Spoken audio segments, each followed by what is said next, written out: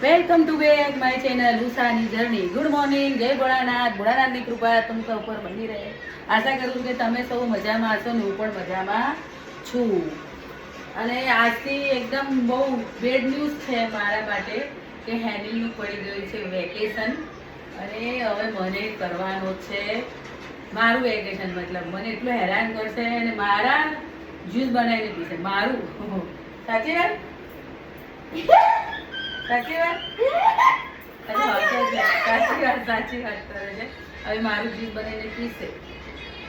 બોલો, તમારી સાથે બી આવું થતું હોય ને તો મને કમેન્ટ કરીને કહેજો કે તમારા દોહિત્રા, તમારા પોતરા કે તમારા બાળકો તમને આવું કરે છે વેકેશનમાં. કેમ કે મને તો બહુ ખરાબ ફીલ થાય છે. આજથી એકદમ એટલી ખરાબ ફિલિંગ્સ થઈ ગઈ છે કે પૂછો નહીં કે હવે મારું શું થશે. ડેન્જરસ છે બાળકોનું વેકેશન. એમ તો વાંધો નહીં, બાળકોને રમવા દેવાના જ હોય, પણ હવે અમુક એક પછી છે ને આપણું માઇન્ડ ચેન્જ થતું હોય છે એટલે આપણને બહુ મસ્તી કે એવું બધું ના ગમતું હોય. પણ શું કરવું, હવે મારે હેન્ડલ માટે થઈને બધું સહન કરવું પડશે. જો મિત્રો, આજે છે ને બધી જગ્યા ચેન્જ કરું ને બધું ક્લિનિંગ કરવા કાઢ્યું છે કેમ કે બહુ ગંદુ થઈ ગયું છે બધી વસ્તુ, બધી તેલ ઉડીને. એટલે મેં બધું થોડુંક સેટઅપ ચેન્જ કર્યું છે. એર ફ્રાયર મેં અહીંયા મૂકી દીધું છે જો. અને અંદર એટલે થોડું સેટઅપ ચેન્જ કરું કેમ કે અહીંયા બહાર રાખી અને તેલના બહુ જ ડાઘા ઉડતા, મતલબ સોરી તેલના બહુ છાંટા ઉડતા હતા. એટલે પછી બધું ચીકણું થયું છે. તો આજે હવે સમય કાઢી અને મેં કીધું આજે થોડું ક્લીન કરી જ નાખું. અને આજે મેડ આવવાની છે તો એ થોડી હેલ્પ કરશે મારી અને હું કરી દઈશ. જો થોડુંક બે ધ્યાન રહે તો ગેસ પરથી ભાતે રવાના થઈ ગયા ફરવા, વેકેશન કરવા જતા રહે.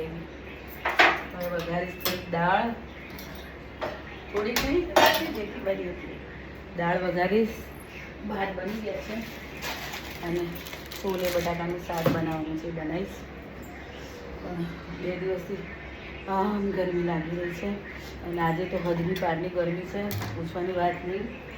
અને લસણ આદુ મરચાંની પેસ્ટ પતી ગઈ હતી તો જો આજે પાછું બધું મિક્સ કરી રેડી કર્યું છે. હવે થોડી પેસ્ટ બી બનાવી દઈશ તો પાછું 1 વીક ચાલી જાય. આજે તો મારે મરચાં બનાવવાના છે, થોડા ચણા લોટવાળા મરચાં બનાવીશ. ચાલો ત્યારે કરવા માંડીએ હવે રસોઈ. ચપટી વગાડે તો બની જવી જોઈએ. ચપટી વગાડે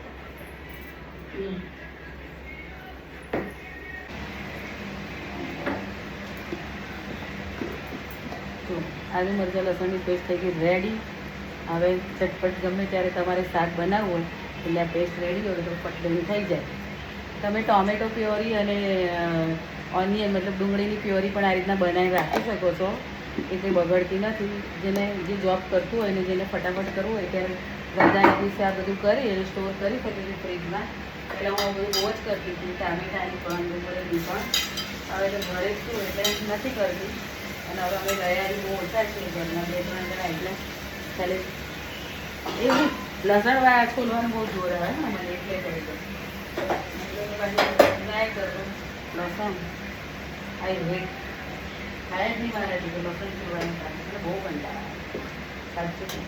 હું તો મોસ્ટ ઓફ છે ને છોલેલું લસણ જ લાવું સાચું કહું.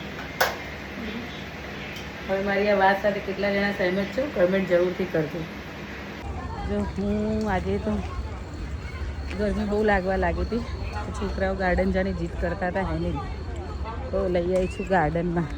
ઠંડક થઈ ગઈ છે સાંજે. જો ક્રિશવા પણ આવી છે, હાય કરો હેનિલ.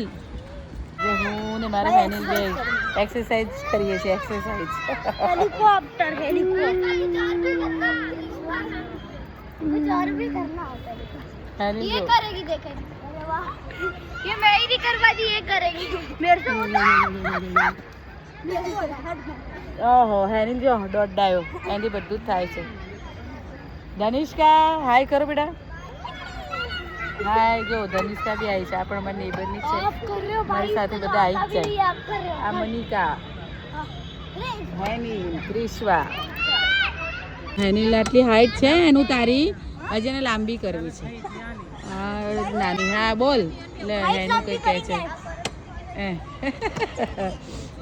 વાહ આહા આહા સરસ वाले में ज्यादा જો હેનિલ જો અને આની ફ્રેન્ડ મનિકા આહા હા મજા કરી રહેશે